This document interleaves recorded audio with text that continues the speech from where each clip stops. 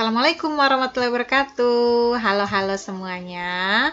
Oke, kali ini kita akan melakukan persiapan ujian sekolah nih buat teman-teman yang berada di jenjang kelas 9. Nah, yang sebentar lagi akan melaksanakan ujian sekolah. Oke, jadi kita belajar.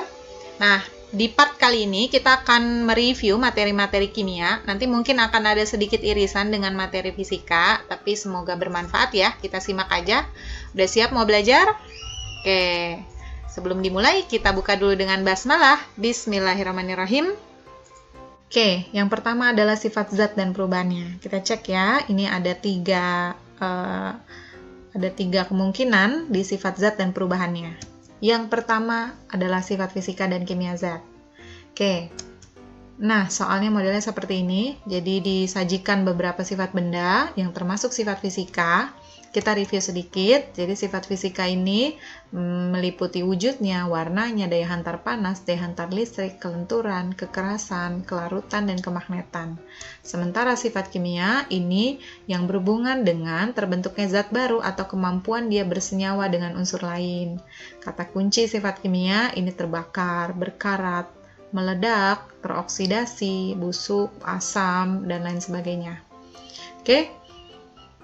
Yang ditanya soal sifat fisika, nah ini jelas ya, tadi kita sudah review, jadi kita tahu yang satu ada kata kunci larut, ini bagian dari fisika ya. 3 juga ada kata kunci larut, jadi jawabannya langsung saja 1 dan 3.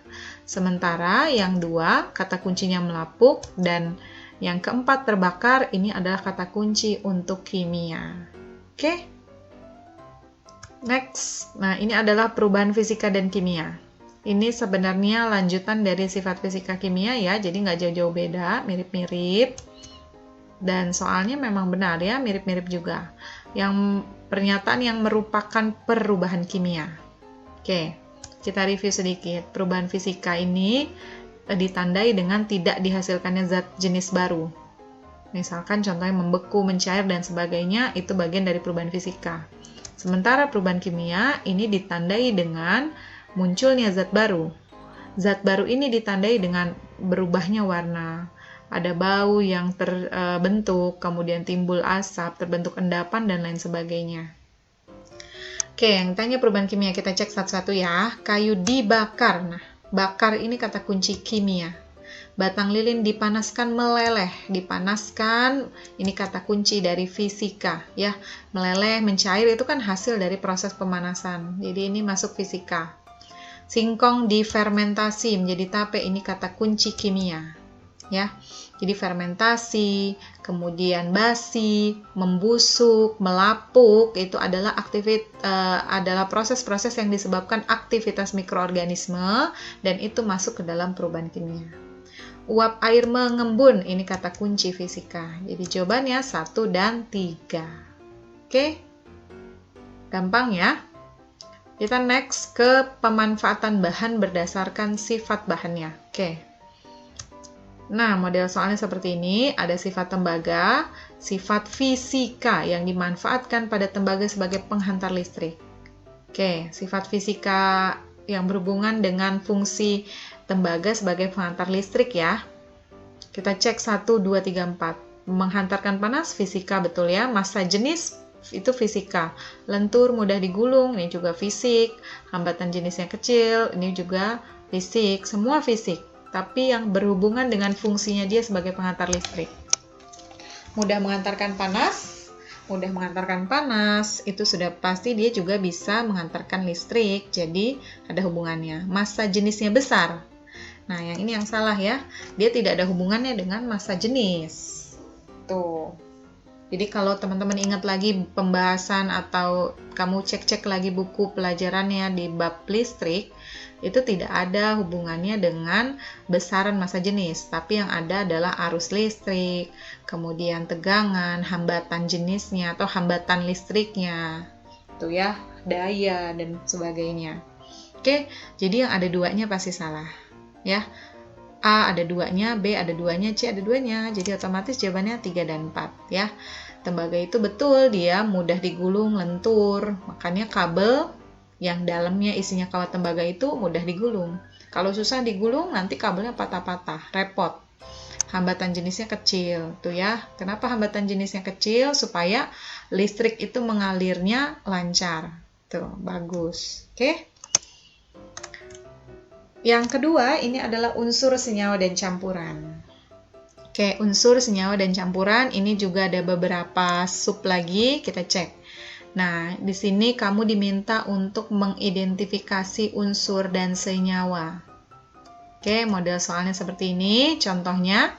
Jadi, kamu akan disajikan beberapa lambang kimia. Nah, diminta kamu harus tahu yang mana molekul unsur. Oke, kita kata kuncinya saja ya. Jadi unsur itu kata kuncinya adalah gabungan dari atom yang sejenis. Jadi gini, unsur itu dapat berupa atom tunggal atau gabungan atom yang sejenis. Jadi unsur ada dua tipe nih ya, atom tunggal atau gabungan atom yang sejenis. Nah, kalau dia bilang unsur saja, itu bisa jadi atom tunggal. Tapi kalau dikatakan di soal molekul unsur, yang namanya molekul itu sudah pasti gabungan. Maka kalau dikatakan molekul unsur, itu adalah gabungan atom yang sejenis. Gitu ya, ini untuk membedakan molekul unsur dengan kata kunci unsur saja. Nah, sementara yang namanya senyawa adalah gabungan dua unsur yang berbeda jenis. Kalau ini sejenis, kalau senyawa dia beda-beda. Oke. Kita cek. H2O ini senyawa, beda, terdiri dari hidrogen dan oksigen. H3PO4, ada hidrogen, ada P fosfor, ada O oksigen, senyawa. N2 ini terdiri dari nitrogen dan nitrogen. Sudah pasti molekul unsur. O3, oksigennya ada 3 molekul unsur. Jadi jawabannya 3 dan 4. Sementara AU hanya zat tunggal saja masuk atom ya, atau unsur yang berupa atom tunggal. Itu ya. Jadi unsur ada dua ya, unsur yang berupa atom tunggal atau unsur yang berupa gabungan atom disebut juga molekul unsur. Oke, berikutnya. Nah, ini model soal yang lain lagi. Kalau tadi disajikan lambang kimianya, ini disajikan dalam bentuk gambar. Tuh. 1 dan 2, ini langsung kelihatan ya. 1 dia berdiri sendiri-sendiri, tunggal, maka disebutnya atom. Yang 2, di sini lihat, yang 2 dia terikat. Nih, nanti bedanya. Kalau ternyata misalkan di sini dia terikat saja nih. Nah, kalau dia saling terikat maka disebutnya unsur. Tapi ini sendiri-sendiri, makanya atom. Yang kedua dia terikat, bergandengan, tapi beda. Ada yang merah, ada yang abu-abu, ukurannya juga beda. Jadi sudah pasti senyawa. Jawabannya yang sudah pasti C ya. Kita cek. Atom itu bagian terkecil dari suatu benda. Nah, ini dibagi jadi 2. Ada yang bermuatan positif namanya kation, yang negatif namanya anion. Jadi jawabannya yang C. Oke, kita lanjut. Senyawa dan campuran. Oke, kalau tadi mengidentifikasi unsur dengan senyawa, ini adalah senyawa dengan campuran.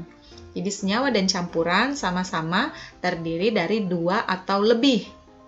Nah, tapi bedanya senyawa terbentuk secara kimia, sementara campuran dia terbentuknya secara fisika atau gabungan saja tanpa reaksi kimia. Tapi sama-sama pencampuran 2 zat atau lebih, gitu ya. Bedanya di kimia dan fisikanya. Oke.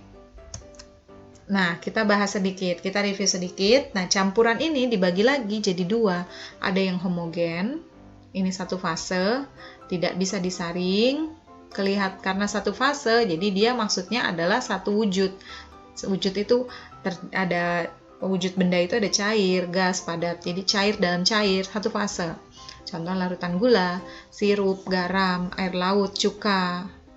Nah, kalau padat dalam gas, padat contohnya kuningan, baja, gas dalam gas, contohnya udara. Nah, campuran heterogen ini 2 fase dan dibagi jadi 2, koloid dan suspensi.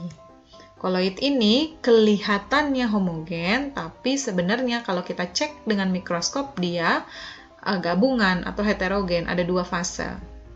Sehingga karena kelihatannya homogen, dia nggak bisa disaring dengan penyaring biasa, tapi harus disaring dengan penyaring ultra. Sabun, susu, santan, jeli, selai, mentega, asap, ini adalah koloid. Sementara suspensi, kelihatan sekali dia 2 fase, bisa disaring. kopi, tuh ya, atau kelihatan ada endapan di bawahnya, terpisah kelihatan. Oke, ini model soalnya. Jadi ada daftar zatnya. Nah, yang merupakan senyawa ditunjukkan nomor.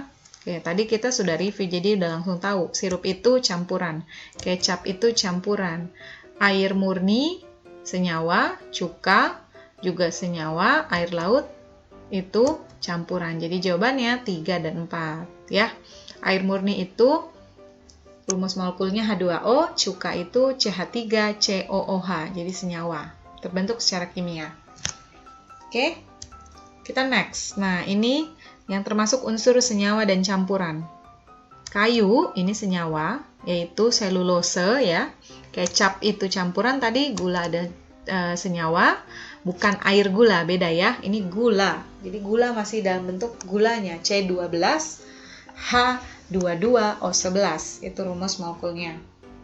Nah, kalau air gula baru itu campuran. Besi, ini masuk ke unsur ya, unsur yang tunggal tadi atau disebut juga dengan atom. Air laut campuran, platina unsur. Jadi jawabannya unsurnya 4 dan 6, udah langsung D. Oke, itu ya teman-teman, kita sampai di sini dulu, kita cukupkan, dilanjutkan nanti masih ada untuk kimia kita masih punya kurang lebih 2-3 judul lagi. Oke, 2-3 kisi-kisi lagi. Kita nanti akan selingkan, untuk berikutnya kita akan bahas di biologinya. Oke teman-teman, mohon maaf apabila ada kesalahan, atau mungkin dalam pengetikan maupun dalam pengucapan. Kita adalah apa yang kita pikirkan tentang diri kita. Jadi kalau kamu berpikir kamu bisa, maka kamu akan memiliki energi positif untuk mencapai itu. Oke. Tapi sementara kalau kamu berpikir kamu tidak bisa, maka diri kamu akan membentengi sehingga pada akhirnya kamu tidak akan pernah bisa.